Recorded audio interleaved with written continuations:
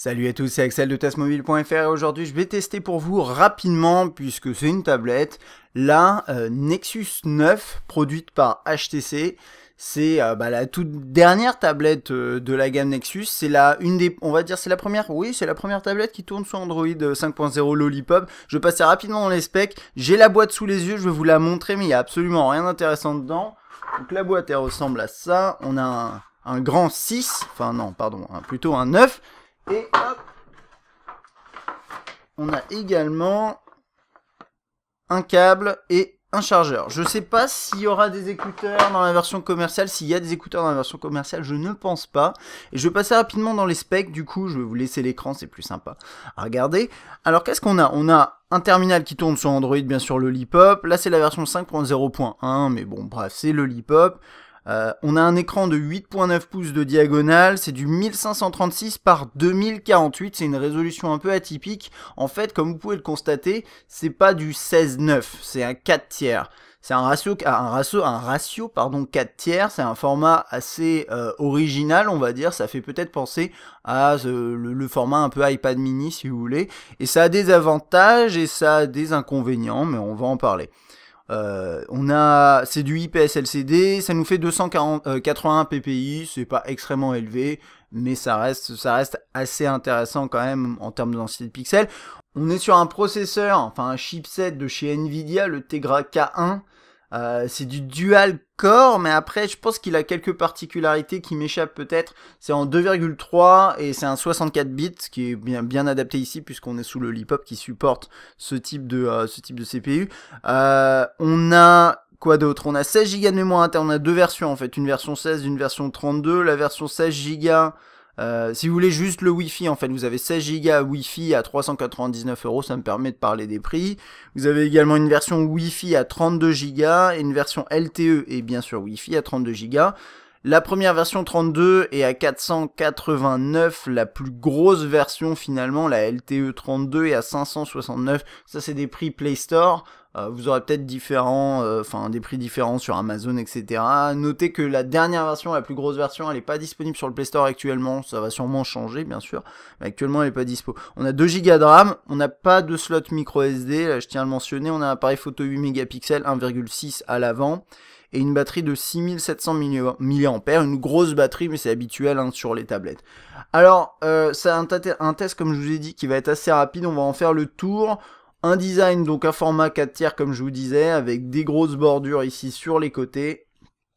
Des bordures qui sont à la fois assez imposantes, faut être honnête, et en même temps qui sont pas inintéressantes pour une raison simple, c'est que quand vous tenez une tablette, quand les bordures sont trop fines, je trouve que ça peut être problématique. Par exemple, dans le cas ici, comme la bordure existe en bas, vous pouvez toujours la tenir de cette façon-là, si vous regardez par exemple le web et que vous voulez scroller avec votre main gauche ou l'inverse, bien sûr. Le seul truc, c'est que c'est une tablette qui pèse quasiment 500 grammes, elle est à 425, bon. Elle est plus proche des 400 que des 500, mais c'est quand même une tablette pas très légère.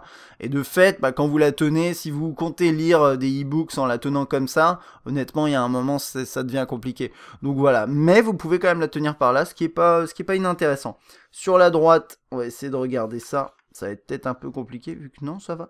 On a la touche on-off verrouillé, déverrouillé, la touche de volume. On a un contour, un châssis en aluminium qui est plutôt séduisant. Plutôt intéressant avec des chanfreins juste ici.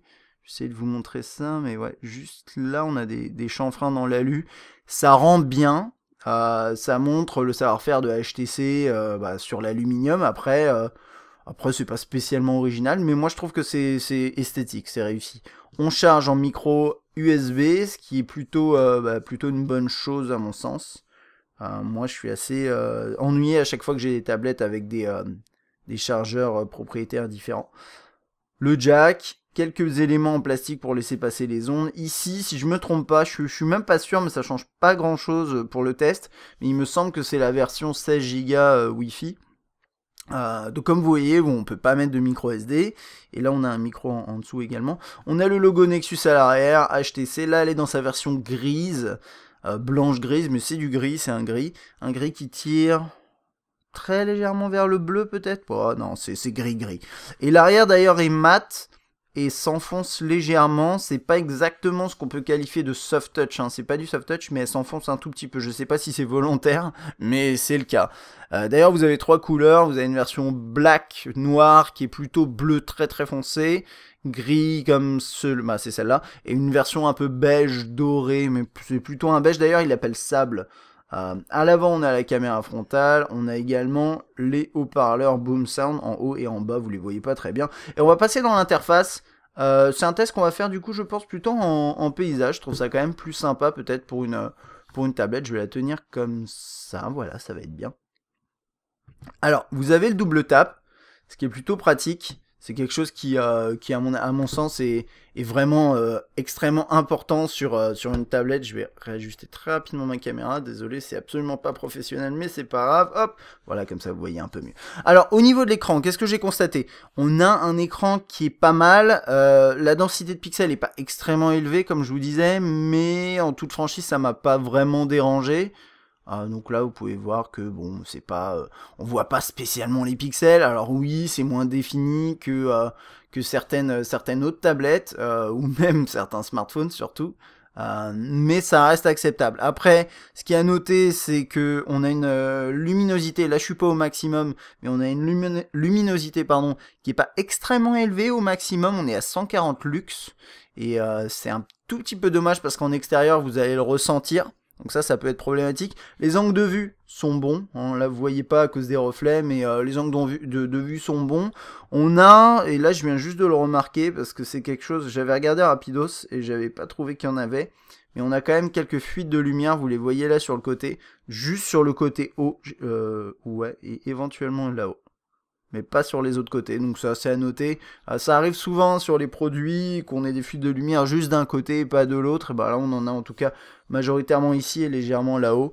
Ça peut vous gêner si vous êtes un peu exigeant. Après ça se voit pas forcément toujours. Ouais voilà on les... Ok. Quoi d'autre? Les noirs sont assez lumineux, donc assez gris. Et je vais vous montrer ça par exemple sur une image noire. Alors là vous avez l'impression que c'est très noir, c'est toujours pareil en vidéo, mais à l'œil, honnêtement, les noirs sont vraiment gris et assez lumineux, donc c'est un petit peu dommage. Moi j'aime bien les noirs bien profonds, on va dire. Là c'est pas le cas, ça c'est une certitude. Après les couleurs sont plutôt fiables, pas trop saturées, peut-être un tout petit peu pâle dans certaines... Enfin, moi je l'ai remarqué notamment en surfant sur Test Mobile, où je me suis rendu compte que par exemple le logo Test Mobile, il est un tout petit peu plus pâle que ce qui devrait normalement être. C'est pas forcément très important, mais c'est suffisamment... Enfin, je l'ai constaté, donc je le mentionne, mais les couleurs sont plutôt fiables d'une manière générale. Quoi d'autre? Il y a un truc à savoir aussi sur un écran comme ça, donc 4 tiers, alors c'est bien pour le surf sur le web notamment, ce genre de choses, mais il y a un truc à mentionner, c'est que la plupart des vidéos, bien entendu, sont en... on va regarder Twitch peut-être vite fait, mais la plupart des vidéos sont au format 16:9, enfin c'est même pas la plupart, c'est un format standard tout simplement. Et donc quand vous regardez des vidéos, donc là je suis sur Twitch par exemple, et ben vous avez forcément des barres en haut et en bas. C'est à prendre en compte, c'est-à-dire que vous pouvez pas avoir un full screen total à part si vous zoomez sur la vidéo, ce qui peut être dérangeant. Moi ça me choque pas trop, mais c'est vrai que ça peut déranger certaines personnes. Donc on est sous Android 5.0, 5.0 d'ailleurs, .1. Donc les menus, ça ressemble à ça, donc en 5.0.1, il n'y a pas de mise à jour pour l'instant disponible. On est sur une version qui est tout à fait stable, honnêtement, j'ai pas eu de bug particulier, mis à part éventuellement si vous avez peut-être, je sais pas, des applications qui sont pas encore compatibles Lollipop, ça arrive. Mis à part ça, vous devriez pas avoir de soucis. Voilà, je fais le focus de façon à ce que ce soit tout à fait bon, normalement. Voilà, on est bien là, désolé. Et mis à part ça, moi j'ai pas eu de soucis particuliers. Alors on a un tiroir des notifications qui s'affiche comme ça, hein, donc qui est pile à cet endroit-là, sur le haut et juste au centre. Ça peut paraître peut-être un petit peu étrange, hein, comme vous pouvez le voir ici, mais c'est fonctionnel et quand vous le tirez, en fait, ce qui se passe, et je vous avais déjà montré ça je pense, sous Android comme ça, mais vous avez une notification, ensuite vous tirez, vous avez les raccourcis. Moi, je suis pas forcément fan de ça, vous pouvez également le tirer à deux doigts, bien entendu. Vous avez le multitâche qui s'affiche de cette façon-là. Il n'y a pas grand-chose d'optimisé, finalement, pour le fait que ce soit une tablette, hein, sur le multitâche, ça marche comme ça, vous enlevez les processus de cette façon-là. On a bien sûr Google Now, on va pas forcément s'arrêter là-dessus. On a quelques écrans avec des interfaces dédiées, hein, pour la tablette. Donc là, par exemple, je regardais sur Hangouts, on l'a pas. Mais par exemple, ici, pour les mails, on a effectivement un mode colonne de cette façon-là. Et ça permet vraiment de consulter vos mails de manière super confortable. Ça, c'est pour les mails. Vous avez également ce genre d'interface pour le calendrier. Alors moi, je la trouve peut-être moins optimisée. Elle essaye d'être très visuelle et c'est fun, mais pas forcément optimale. Après, vous avez des applications, hein, que vous pouvez télécharger qui permettent de compenser ça. Mais bon, elle est quand même pas si mal que ça, hein. Qu'est-ce qu'on a d'autre? Actualité, météo. Normalement, celle-ci, elle est également, je l'avais regardée lors d'un live, normalement, elle est aussi optimisée pour les tablettes. Pas tant que ça. Et ça, globalement, ça, c'est la façon de voir les interfaces sur Android. Donc, par exemple, vous avez vu, vous avez le menu sur la gauche, et ça fait penser finalement à un menu de tablette. Donc là, par exemple, sur YouTube, ça a marché comme ça. Vous ouvrez ça, vous avez votre menu ici. Si je lance une vidéo... Là, par contre, j'ai de base ça qui s'affiche, là, les suggestions, enfin, c'est quand même sympa. Et après, vous pouvez passer en full screen, bien entendu. Alors, full screen avec des barres sur le haut et le bas, hein. Ça, c'est ce que je vous disais tout à l'heure. On va passer dans le menu qui ressemble à ça. Et on va regarder un petit peu tous les contenus rapidement.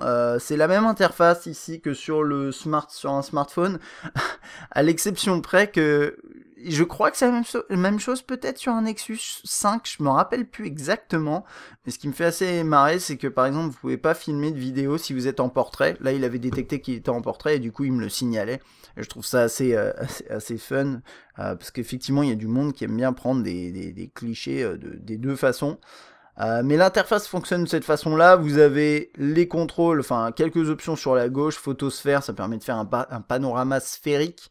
La fonction panoramique plutôt classique. Effet focus, ça permet de simuler une profondeur de champ sur un cliché. Hein, ça on connaît, je pense que vous connaissez. On l'avait testé sur le Nexus 5, sur le 6 également. Puis sur d'autres smartphones, hein, où c'est implémenté de manière un peu différente. Et là, on a l'appareil photo, l'interface de l'appareil photo. On peut faire le focus de cette façon-là, prendre la photo comme ça, hop.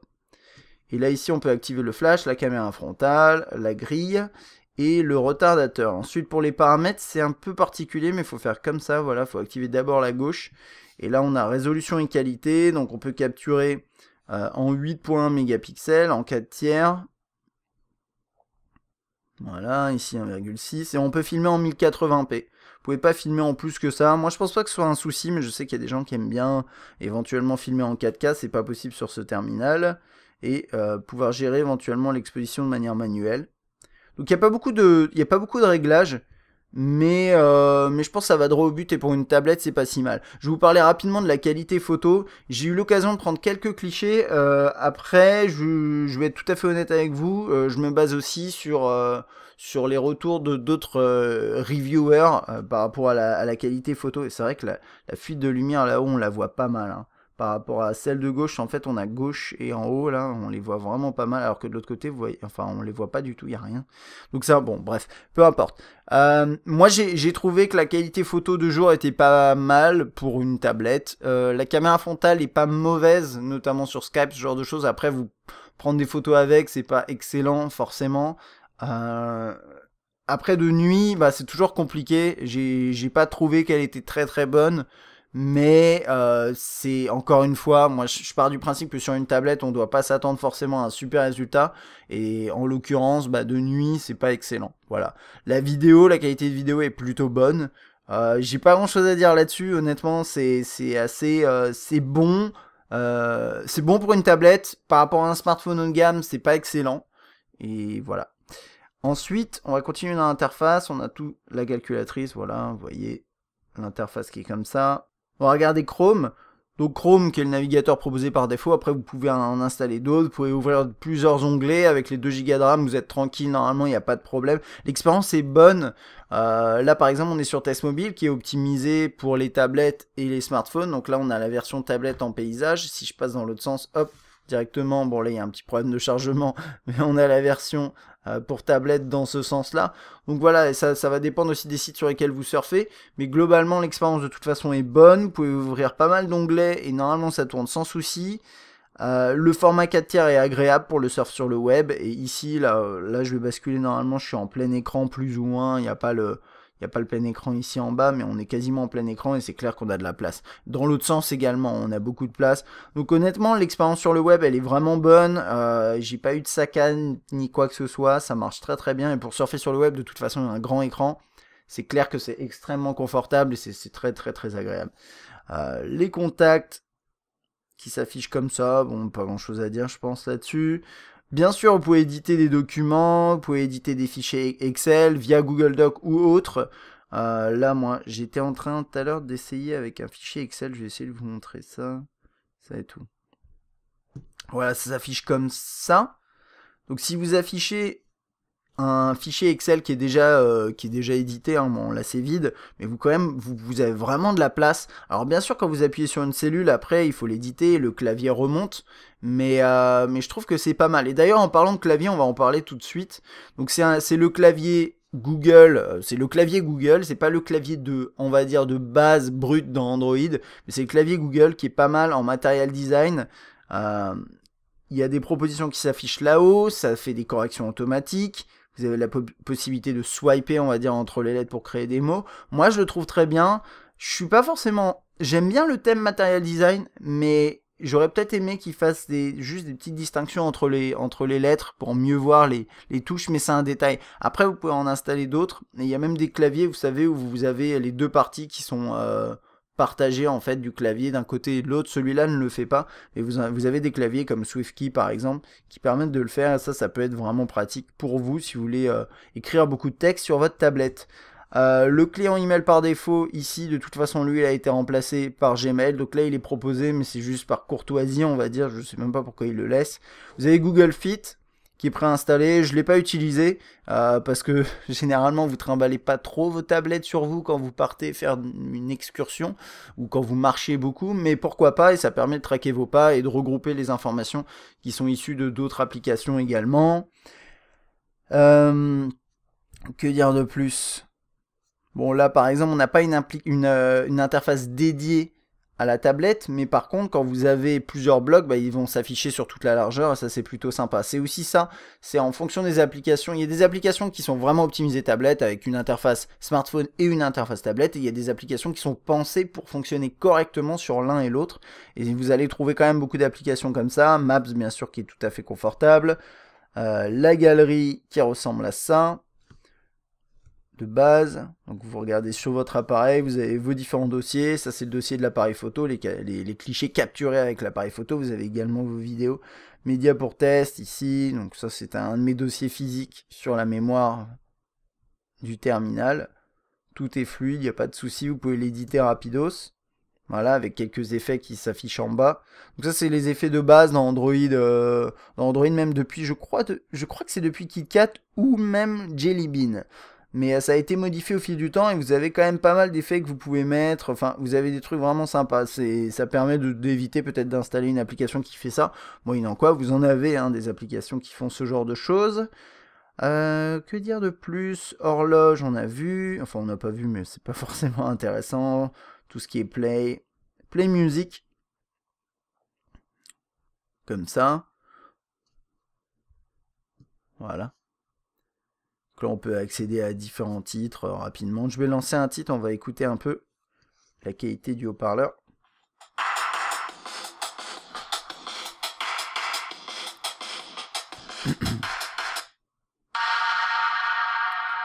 Peut-être changer. Bon, alors on va rester là-dessus pour voir.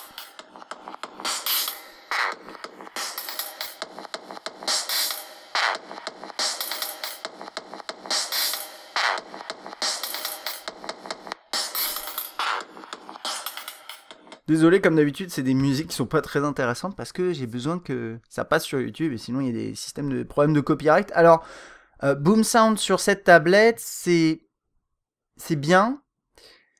c'est peut-être un tout petit peu décevant. En fait, le volume est pas très très élevé. La qualité est bonne en toute franchise. On ressent ce côté enveloppant de Boom Sound. Donc ça c'est bien. On a les deux haut-parleurs sur les côtés. Donc ça c'est chouette. Maintenant, la qualité du son est correcte. Mais c'est le volume qui est pas assez élevé à mon sens. Et c'est dommage parce qu'on a quand même un appareil de grande taille. On a un grand écran et on s'attend à avoir peut-être une expérience sonore vraiment sympa. Et je trouve qu'au final c'est moins bon que sur un M8 par exemple, c'est globalement moins bon. Donc c'est un peu dommage, je sais pas pourquoi c'est comme ça, mais oui, puisqu'on a de la place, on aurait pu mettre des composants un peu plus, enfin un peu balèzes quoi finalement, mais bon, je sais pas d'où vient ce souci, mais la qualité en soi est bonne, hein, vous n'allez pas être déçu, c'est juste que au niveau du volume, si vous voulez vraiment vous poser peut-être la tablette sur une table et vous êtes assis sur un canapé, c'est peut-être un peu loin, bah vous aurez peut-être un petit peu de difficulté à entendre vraiment le son des voix, ce genre de choses. Donc bon, ça c'est à prendre en compte, ça c'était pour une vidéo. Donc voilà. Que dire de plus? Alors, comme c'est un terminal qui est équipé Tegra, enfin, vous pouvez installer Tegra Zone. La Tegra Zone, ça regroupe des jeux qui sont disponibles de toute façon sur le Play Store. Alors, il y a des exclusivités, mais il n'y en a pas beaucoup. Mais vous pouvez, par exemple, installer... je savais pas que Half-Life épisode 1 était disponible, c'est intéressant. Et vous pouvez le télécharger, et c'est un jeu qui est optimisé normalement, Tegra, auquel vous allez pouvoir jouer notamment avec une manette, pas forcément, mais c'est mentionné, vous voyez ici, les jeux jouables, enfin, auxquels vous pouvez jouer avec une manette. Et donc voilà, c'est une façon de vous procurer les jeux, mais d'une manière générale, c'est juste une façon de lister. Et après, vous accédez ici, vous avez des jeux, et honnêtement, j'ai pas testé trop de jeux en 3D, parce que généralement c'est des jeux payants, mais j'ai testé par exemple, et au format 4 tiers, je trouvais ça excellent, Hearthstone, qui est sorti il y a pas si longtemps que ça, et qui est complètement optimisé pour les tablettes. Je sais pas si je vais montrer du gameplay là maintenant, c'est pas forcément dans le test, mais je sais que vous aimez bien généralement avoir un petit peu de jeu dans les tests, mais j'ai testé quand même quelques jeux, des jeux gratuits aussi, et celui-ci, et ça tourne super bien. D'une manière générale d'ailleurs, les performances sont bonnes. Oula. Ok, je veux bien me réchauffer près du feu, mais chut. Bon, je vais peut-être pas lancer une partie, mais en gros, ce que j'ai constaté, c'est que les performances d'une manière générale sont très très bonnes, notamment bien sûr en jeu. Et bon, allez, on va en lancer une vite fait. Et je crois qu'il va me mettre un vrai adversaire. Non, ça va être chaud ça. Ça va peut-être être chaud. Mais en tout cas, je vais pas lancer le jeu, mais il y a un truc qui est important de noter, c'est qu'il y a pas mal de jeux comme ça où en fait vous avez un full screen qui est bien. Et comme c'est un 4 tiers, en toute franchise, sur ce jeu-là, j'ai trouvé ça super confortable. J'ai trouvé que c'était plus intéressant de jouer sur tablette que sur un ordinateur, par exemple. Et ça, c'est vraiment chouette, le côté tactile. Enfin, ça, c'est pour Hearthstone, mais vous avez pas mal de jeux comme ça. Et c'est vrai que sur une tablette, il y a pas mal de jeux qui fonctionnent bien. Les côtés ici, pour jouer à des jeux avec l'accéléromètre, ça permet de bien saisir l'écran, finalement. Et ça, c'est pas mal. Niveau perf, je vous montre quand même le score. On arrive à un 59-60 000 sur Antutu, optimisé pour le 64 bits. Donc voilà, c'est peut-être des perfs qui sont pas encore tout à fait fiables, parce que c'est une version bêta d'Antutu. Mais on arrive à 59 000, donc c'est extrêmement élevé. Et clairement, sur ce terminal-là, vous avez de très très bonnes performances. Si aujourd'hui vous cherchez une tablette qui est balèze, soit Android, avec de bonnes performances et qui permet de faire tourner des jeux vraiment costauds, avec celle-là, vous aurez aucun problème pendant au moins, on va dire, 2 ans. Mais actuellement, vous serez vous serez très content de votre produit. Vous serez presque bluffé, on va dire, par les performances de la bête. Donc ça, c'est plutôt chouette. Que dire de plus? On a parlé de l'écran, des fonctions dans les grandes lignes. Vous avez vu Android. Alors Android, c'est toujours pareil, hein. Android Lollipop de manière pure comme ça sur un Nexus. C'est en l'occurrence assez joli, ça marche bien. Après, il n'y a pas beaucoup de fonctions intégrées liées à la tablette. C'est vrai que quand on compare par exemple à une Galaxy Note, où on a tout le système de notes, etc., et des interfaces optimisées pour la tablette, là on n'a pas grand-chose. Mais on a une base qui est quand même solide et qui marche bien. Et après, c'est à vous d'alimenter avec des applications pour tablette, avec des jeux, etc., etc.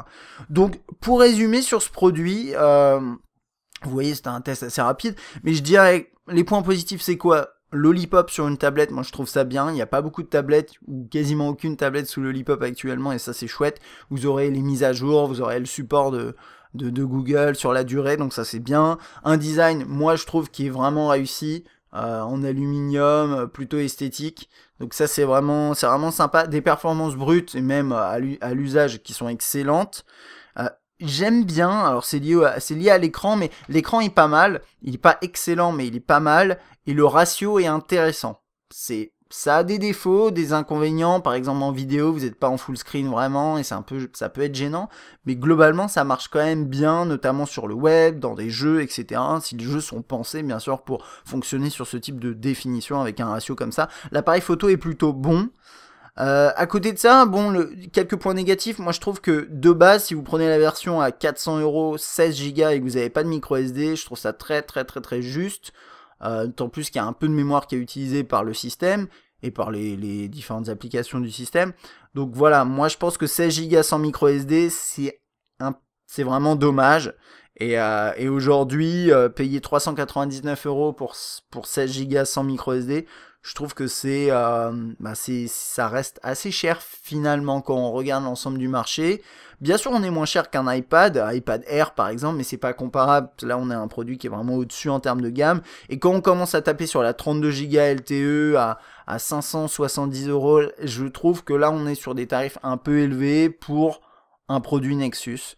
Mais j'ai l'impression que c'est la tendance Nexus ces derniers temps, donc je ne sais pas trop quoi en penser, mais je pense que voilà, ils auraient pu faire un petit effort au niveau du prix. Il y a peut-être des boutiques en ligne qui proposent des prix moins chers, je vous invite à regarder sur la toile, et si vous avez des boutiques qui proposent de très bons prix, n'hésitez pas à laisser des noms si vous voulez dans les commentaires, enfin bref. Voilà, ça c'est pour le tarif. Luminosité, je trouve en extérieur, enfin...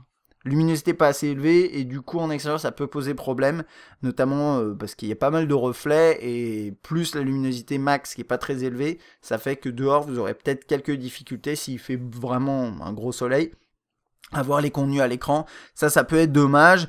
Quelques fuites d'écran, ça m'avait pas vraiment gêné, je les ai constatés là pendant le test. Bon, c'est peut-être des détails pour vous, ou peut-être pas, c'est à vous de me dire. C'est à peu près tout, globalement c'est pas une mauvaise tablette. C'est pas la tablette de l'année, clairement, mais c'est une belle tablette sous le Lollipop.